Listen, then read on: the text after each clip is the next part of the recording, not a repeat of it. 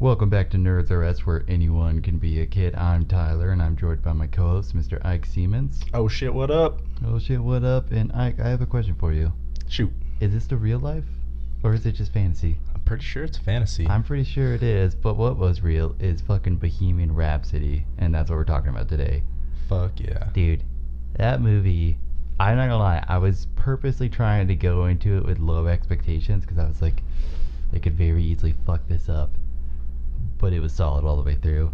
It was so good. Dude, they threw out some facts about Freddie Mercury that I never really I did not know. knew. First of all, I didn't know he was from fucking Tanzania originally. I think it was, they said. I didn't know his real name was Farouk. Yeah.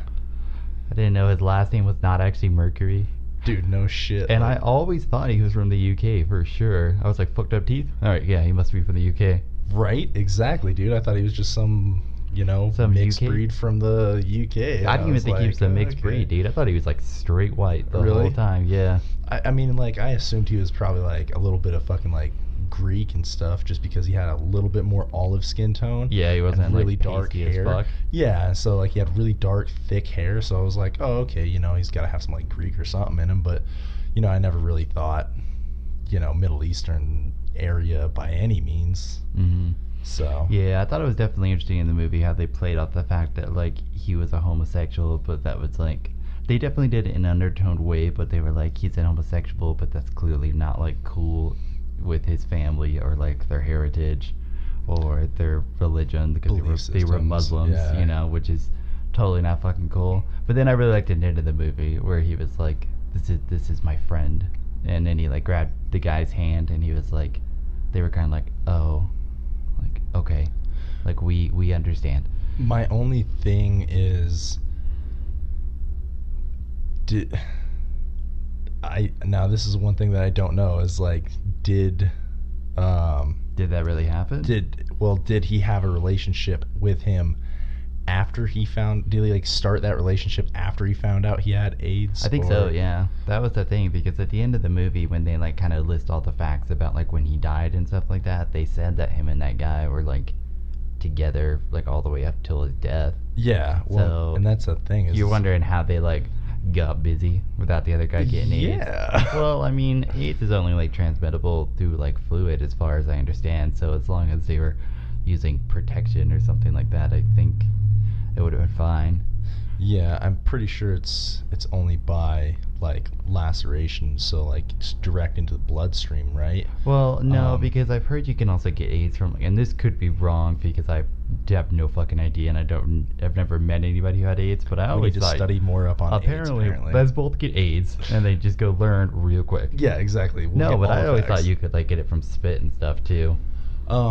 I know blood is like the super common thing, which is why they didn't let Magic Johnson play in the NBA anymore after he got AIDS, because he was like, no, I want to come back and play in the NBA, and they were like, how about you don't? Yeah, because like if you gash somebody cut open or something like that, and then God forbid that blood lands on somebody's eye or in their mouth or something like that, then it's like it's not worth the risk for everybody else. Yeah.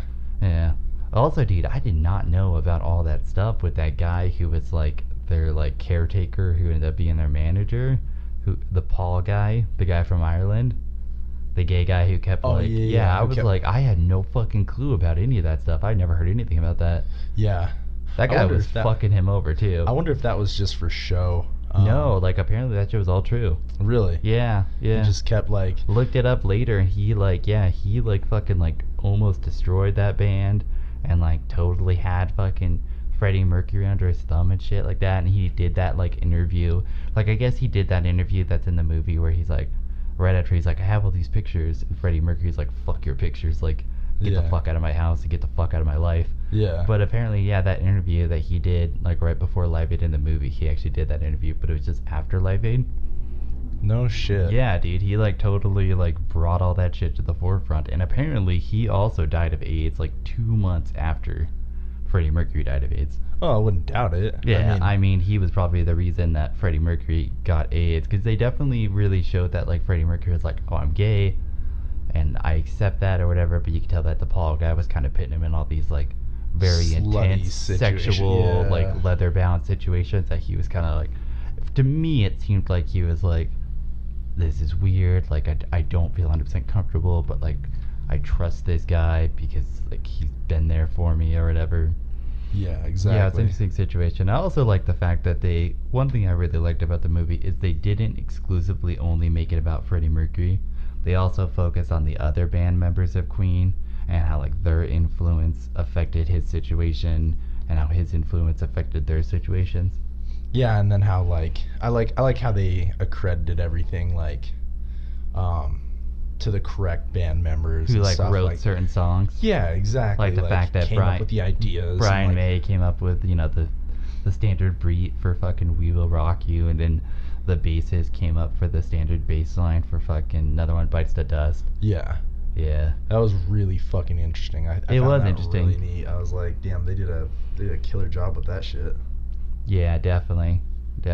Also, I didn't know that Brian May was like almost an astrophysicist. That was some information I had no fucking clue about before. No shit. Yeah, I didn't know really any of them.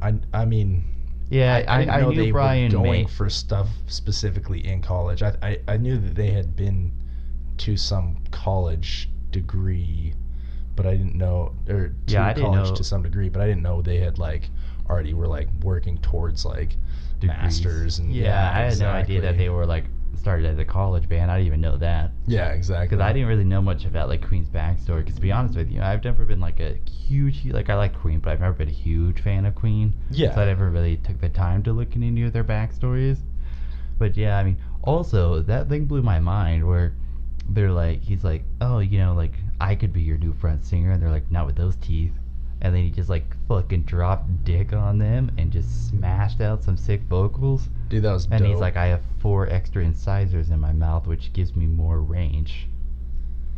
And then I looked it up, and apparently his range was so good that he could go 3+ octaves. So he could go like from an F sharp all the way to like, I'm not a fucking musician, whatever the lowest note is. But yeah, he had like a higher range than like anybody else. That's fucking like, wild. in the world, yeah, which is something I've never heard of, because I've heard of people like being born with extra teeth, but it would make sense that would like make your mouth bigger, because you have to have room for those other teeth. But I didn't know that would like improve your vocal range. Yeah, like I got a big fucking mouth. Don't get me wrong, but like I didn't. I hit no fucking F sharps anytime soon. I didn't know that helped the singing and shit. Maybe I should get into singing. Next time you see me, guys, fucking musical genius. Next time you see him, he's gonna be a musical genius. It's yes, Freddie Mercury 2.0. Mouth game strong as fuck. Yeah. So what was it? Was there anything you didn't like about the movie? No, realistically, no. I mean, like, even his relationship with what was it, Mary? Mary. Yeah, I think so. Like even that. I mean, for somebody who grew up in a situation to where they had no, like they had to worry about religious persecution and family, values and morals, like shunning them and this, that, and the other thing. To have him, like you saw it early on in the movie before he even saw her, like he's walking through that hallway and that first dude gives him a look and he's like, yeah, I feel pretty good about myself. And then he sees that chick and he's like mostly checking out her jacket, you could tell. And then he's like, but she's pretty cute too. And so like even like the struggle of like what you want versus what you feel you should do, or what you feel is right, or what you've been taught to think, showing his struggle through all that was very like adept and like deep. Like that was very well put together. Like, I mean, down to like the micro expressions on their faces and stuff. Like the actors were fucking phenomenal in that. Like, yeah, dude, there was not a single bad casting in that whole movie. To express the emotion required just through face alone, like no fucking words. Like if you watch that without words, you could feel the same feelings from them if you knew what you were looking for and stuff. And I was like, that's pretty fucking impressive. That's what makes a good actor or a good actress and a good movie is, being able to portray that without even saying words. So, dude, you know who I loved in that movie? I loved the bass player. I loved that guy mainly because crazy like Jufro. Yeah, with the Jufro, exactly. Mainly because like they like periodically they like all kind of changed their clothes, but they still dressed in like all ways that were like, we're clearly rock stars. And he was like, this is a sick sweater vest. Yeah. I'm gonna rock the fuck out of this sweater vest. I'm and being khakis. super business professional right now. Yeah, he like- was always like, I was like, this guy, yeah, he definitely could have been an electrical engineer. Yeah, exactly. I was like, it's not surprising. He just looks like an electrical engineer who happens to play bass, not a bassist who almost was an electrical engineer. yeah, exactly. It's like, this is my part-time side gig or whatever. Like, Yeah, my real passion is collectibles and figurines. exactly. I just play on Queen to fill those passions. Yeah, I fill my time in my band, Queen. It's one of the biggest bands in the world. But yeah, other than that, I really like. Yeah.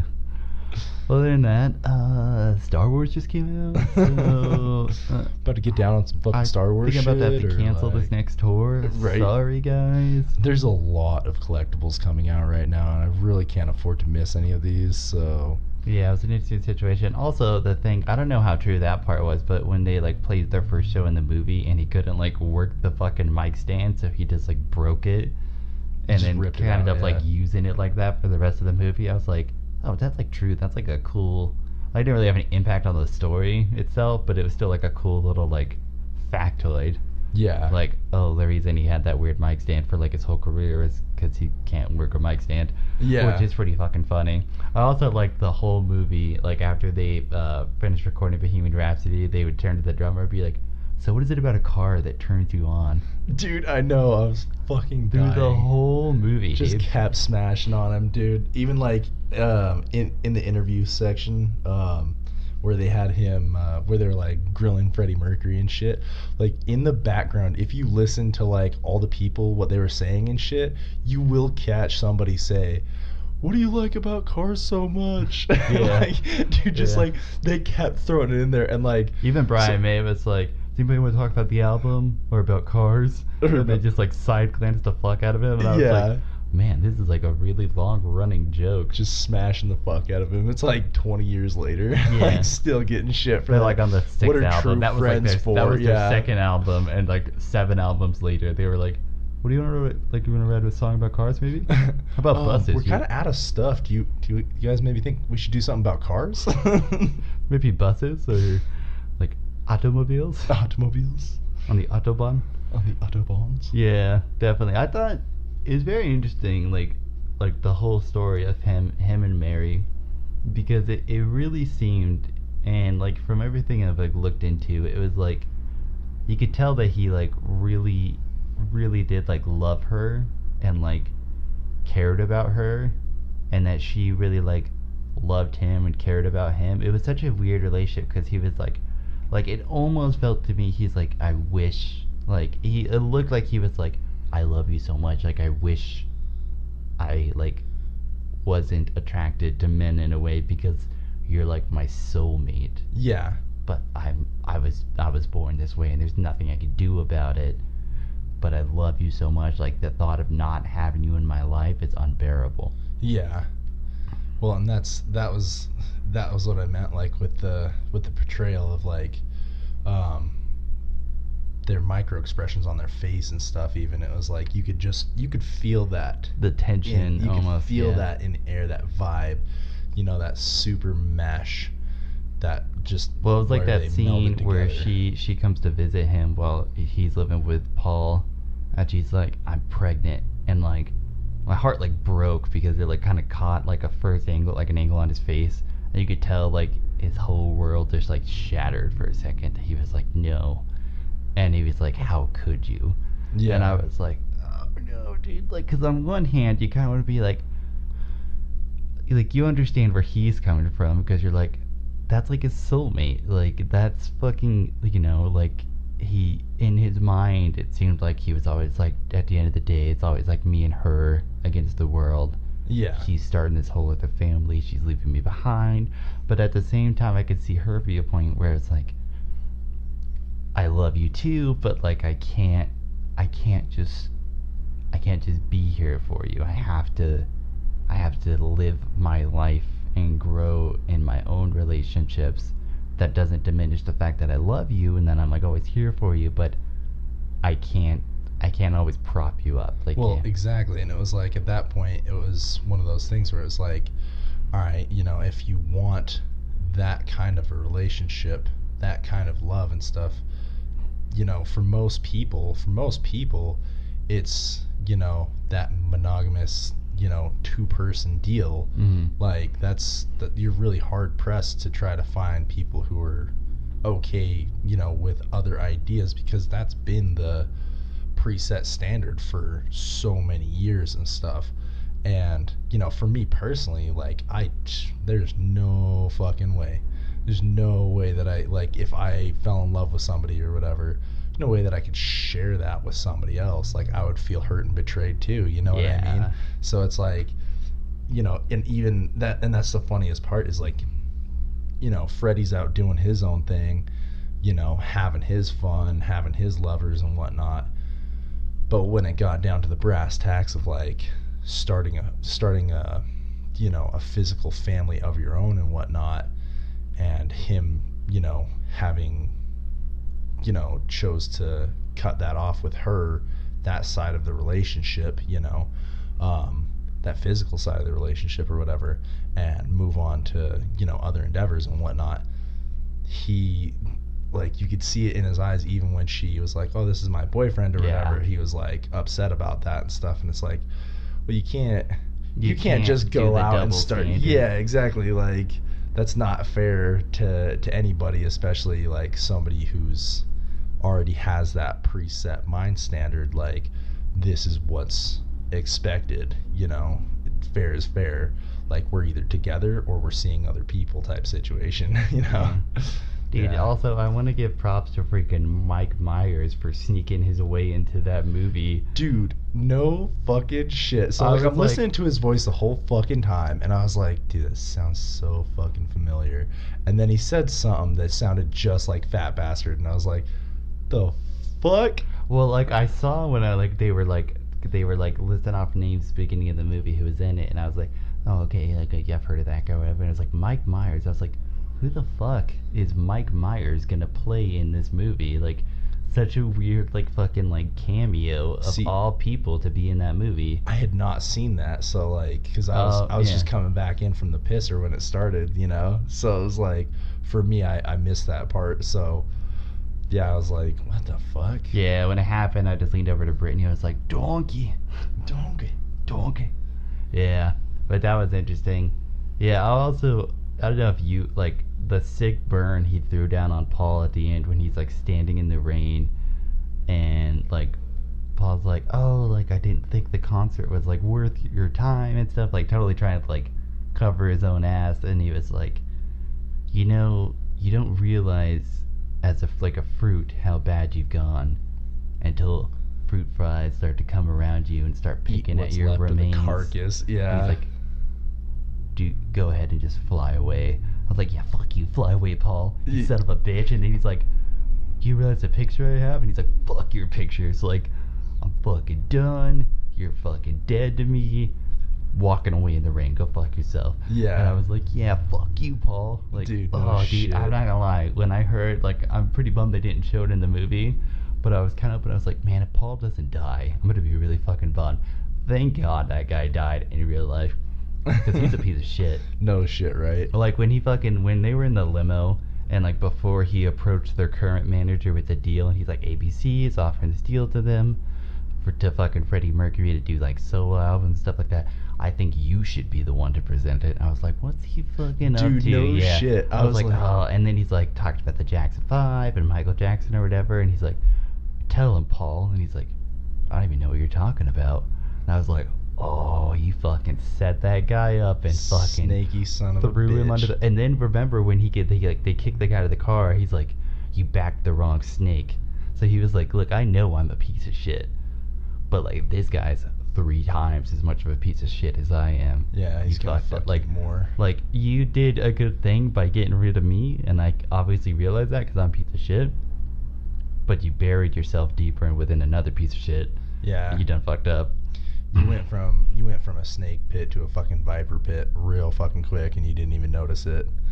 Yeah, Yeah, that was rough. That was rough. I was like, damn, like that was the moment, because I was kind of like, I couldn't figure out Paul's deal at that point, because I was like, all right, he's clearly kind of like, manipulating Freddie Mercury, but also like, I was trying to find like a common ground where I was like, oh, maybe he just like, he really does love him, but he just doesn't know. Growing up in like, he's like, when I grew up in a Catholic family, like my father would rather like have me be dead than be who I am. And I was like, okay, maybe he just is like not a bad guy. He just this is like his first like love and stuff. And then like just slowly but surely he kept fucking over Freddie Mercury. And I was like, alright, dude, fuck this guy.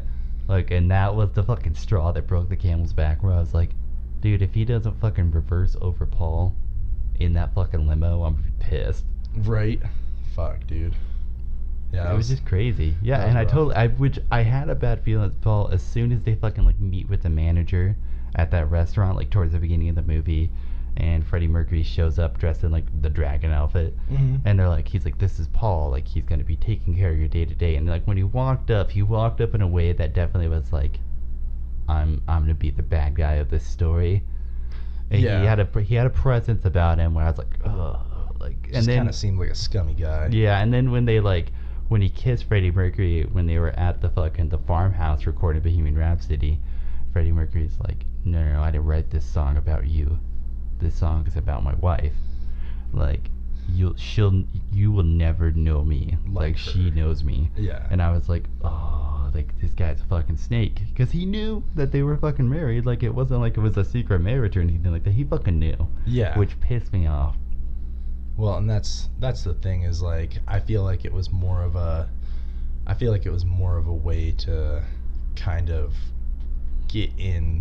try to get in closer with him or whatever. He's like, yo, I've seen you checking out other dudes or whatever.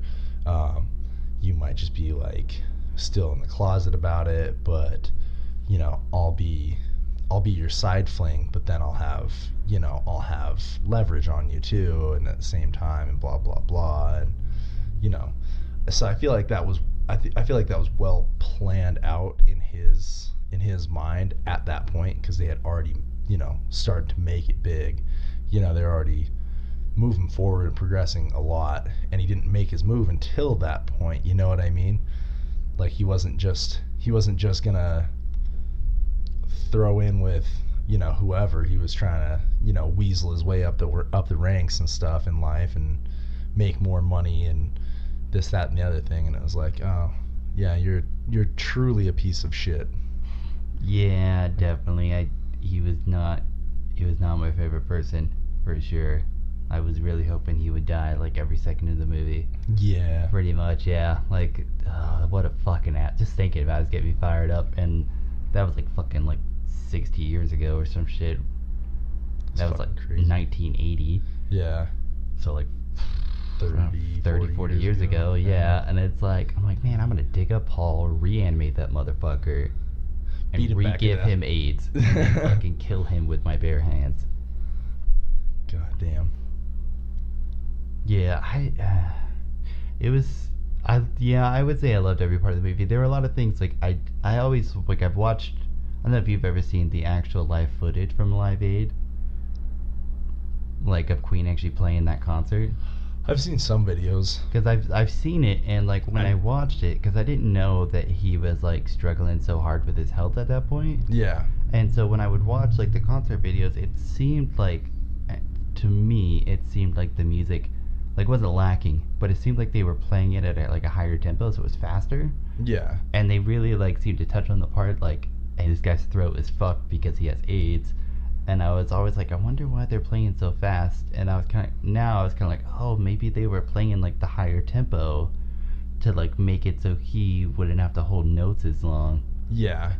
Although it was really cool though when he came out like to play the piano, and like there was one part where like he hit a note that like he should not have been able to hit with the health he was in, and they kind of zoomed in on Brian May's face, and he was like, this motherfucker, like, that's impressive, you know. Still fucking pushing it. Yeah, he's still fucking like giving it his all and like still hitting the notes that he should not have been able to hit. Yeah, it was kind of like that thing where he had said, you know, once I'm on stage in front of all these people or whatever, it's like I couldn't hit the wrong note if I tried. And Yeah. and that's kind of what resonated in that moment with me. Is I was like, damn, dude, wow, he's just really fucking feeling it for the people, you know. It's cool. That was really cool. Yeah, it was really cool. It's very interesting. Him and Brian Mays, like they all like all the band members, they really seemed like they were brothers and stuff. But they definitely seemed like in the movie that they had a very like we're both geniuses type relationship, like respect, but like also you're a prick, but like respect type situation. Yeah, they definitely seem to have the closest relationship. Yeah, out of all four of them, for sure. As it was portrayed, yeah. Yeah, because when he's playing the freaking solo to Bohemian Rhapsody, you know, and he's like, that was really good. Yeah. Do it again. And he's like, okay. He's like, that one was even better. It's beautiful. Do it again. And he was making him do it like, they're like, yeah, the tape's burning out. Which I was like, I didn't know you could fucking play tape enough to like burn it out. Yeah. But they're like, it can't handle much more. And he's like, play it with like you feel it or whatever. And Like it was weird it. though, because Yeah. like every time they made him play it again, like even though it was the same exact notes, it did seem like it had like a different sound to it, almost like a different like oomph, I guess you could say. Had more soul behind it each Something time. like that. Well, and that's why he was like, all right, this time, you know, play it like you wrote it, sing it like you wrote it. Yeah. And And he's like, the funny thing is really like, I did write this. Yeah, he was really trying to like draw it out of him and shit, you know. Yeah. Also, so interesting, like when they did their first album, I didn't know that they like experimented with sound as much as they did in the movie. The coins on the drums. Yeah, and like shit. the coins on the drums, and then they like dropped like I think it was like a matchbook or something like that in between the piano strings, and they were like, it was really cool when they were trying to get the sound from left to right, and so they were swinging the amp on the string from left to right. I was like, what? Like that's insane. It's fucking wild. Yeah, that was cool because they're like, this is ridiculous. Like we're selling out shows, like, and he's like, we have to just sell everything, and put like all our what's it called, bread in a basket? No, what's the fucking term? Eggs in a basket. Eggs in a basket. Thank you. Apparently, I'm a fucking idiot. Yeah, but they're like, oh, this is like, we have to do this.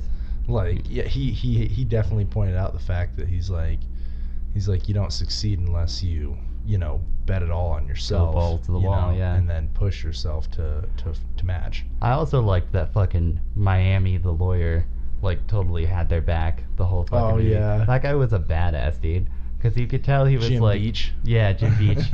Like, yeah, no, that's too much of a normal name. No, you're now Miami. I dubbed you Yeah, Miami. but he was cool because, like, every time somebody would be like, no, that's not going to work, he'd be like, this fucking queen? And I'm their fucking lawyer? Go fuck yourself. Like, yeah.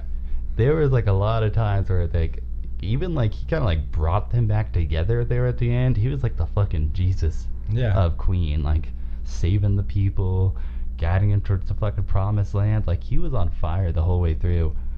And then they fired, like, when he fired that guy after Paul snaked him out, and they're like, Miami, you're going to be our lawyer. And he's like, I don't know about that. And then they played Another One Bites the Dust, and he's like, I'll do it. Yeah. I'm down.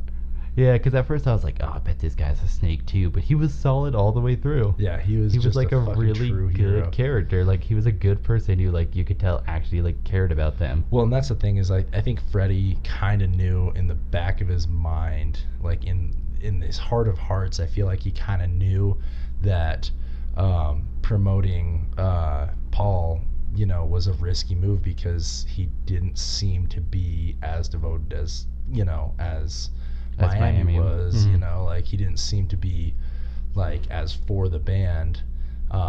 He was kind of keeping him at arm's length at first, and then, you know, once he felt like he couldn't, he didn't have anything because everybody else had families and this, that, and the other thing, and so they kept bailing on him because, you know, he'd be a party animal, and he was kind of he started being a little bit more assholey, and people were like, yo, I'm gonna leave, I got a family, and blah blah blah, and this, that, and the other thing. He kind of felt like he had nothing, so he latched onto Paul. Yeah, he just kind of attached himself just out of fear of I also being really alone. like the guy he ended up like being with until he died. I really like that guy, like, because they're at the party or whatever, And then like Freddie Mercury like kind of had a way about him where he's like, Jim Hutton. I can, yeah, Jim Hutton. Yeah. That's what his name was. And he's like, I can get anybody I want. Like I'm Freddie Mercury. And he was like, don't you fucking touch me. Like I may work for you tonight, but don't think I'm gonna like fucking pound you into the ground. Yeah. And I was like, you could tell at that point, like it was like nobody had talked to Freddie Mercury like that. That wasn't in his band. Yeah. And he was like, who is this guy? Like this guy doesn't give a fuck that I'm like this big celebrity. He like has self-respect. He just and sees shit. me as like a person. Yeah. And then he's like, you're in the dark right now. Find me when you come back to the light. And I was like, oh, okay. Is this guy like gonna come back? Because I didn't know about that guy. Like I never heard anything about that guy that he was with for the rest of his life before that movie. But it was a very interesting, like you could tell that the guy was like, he generally seemed to like actually care about him as like a person. Yeah. He was like, cause he like Freddie Mercury, when he died, he left Mary and that guy like all his money. Yeah. Like I think my wife was telling me it was like a $75 million like inheritance that he's like split between them, and then he gave Mary that mansion, which apparently had 29 bedrooms in it. For all his fucking cats, which was super interesting. Like when he's like trying to sing in the mirror, like right before the fucking Live Aid concert, he's like, "What do you think?" And he's like, "Oh, everybody's a critic," and the cat's just like staring him down. Yeah. Yeah, which was like, I don't know. Like, it's just funny how he was a crazy cat lady. Yeah, exactly. Exactly. Yeah. Well, I think that's like pretty much all my thoughts on Bohemian Rhapsody. I guess I could just say if you guys haven't seen it and you like music. Which who the fuck doesn't like music? It's definitely worth the watch. And also, side note, super excited to see that Elton John movie that's coming out as well. 50 out of 10 would recommend Bohemian Rhapsody. Dude. The Elton John movie, we'll see. We'll see. It has potential. I think it will come down to the same thing that made Bohemian Rhapsody good. Good casting. If they cast it well, then it will be good. That's like the main thing. Because you don't need to really worry about story. Yeah, Elton John, I've never been a huge fan of his stuff personally, so that's where I'm a big fan of his indifferent. Of his hits and stuff, but I love like music biopics. Like I loved the Runaways one, and I love Walk the Line. Yeah. And those ones were both done really well, just like the Bohemian Rhapsody one was done well. Yeah. Okay, let's finish this podcast real quick with one last question. If you had to pick a band that was no longer a band, they don't have to be dead, but they have to at least be no longer a band. Or even, they could even still be a band, but they have to be kind of around for a while, like a band that's a staple of music. And you had to see a biopic on that band that hasn't been made yet. What band would that be? Oof. That's a good question. I said Kiss.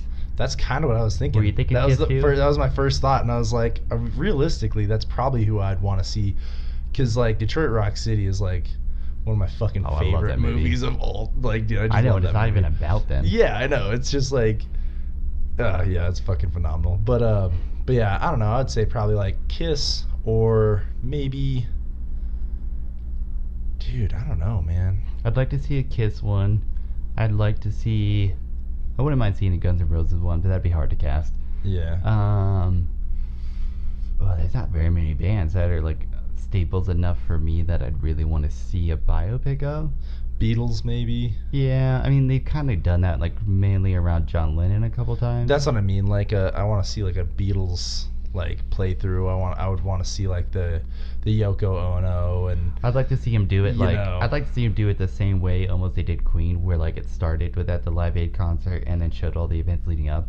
I think it'd be cool if they showed like death of John Lennon, like as he's walking out on the street in New York where he gets shot. Yeah. And then go back and then do all the events beforehand. That'd probably be pretty cool. Or Nirvana. Yeah, I've seen enough Nirvana like biographies where it's not a big thing for me. Plus, they'd have to cast it really well. The only person I think could play Kurt Cobain would be Charlie Hunnam. I was thinking Heath Ledger, and he already sacrificed himself for yeah, one he already movie, did the true sacrifice. He already Kurt Cobained himself. Yeah. So. All right, guys. Well, that's the end of our thoughts on Queen and Bohemian Rhapsody, but definitely feel free to check out the rest of our podcasts and our thoughts on other things at nerdsrs.com. You can also find us on our Facebook, which would be super helpful. That's NRDSRUS. There's also links to our Patreon and our Amazon Associate account. Buy some cool Amazon stuff. Maybe send it to us. Maybe send it to yourself. Who knows? Win-win situation for everybody. But in the meantime, thanks so much for listening. Stay classy and stay nerdy.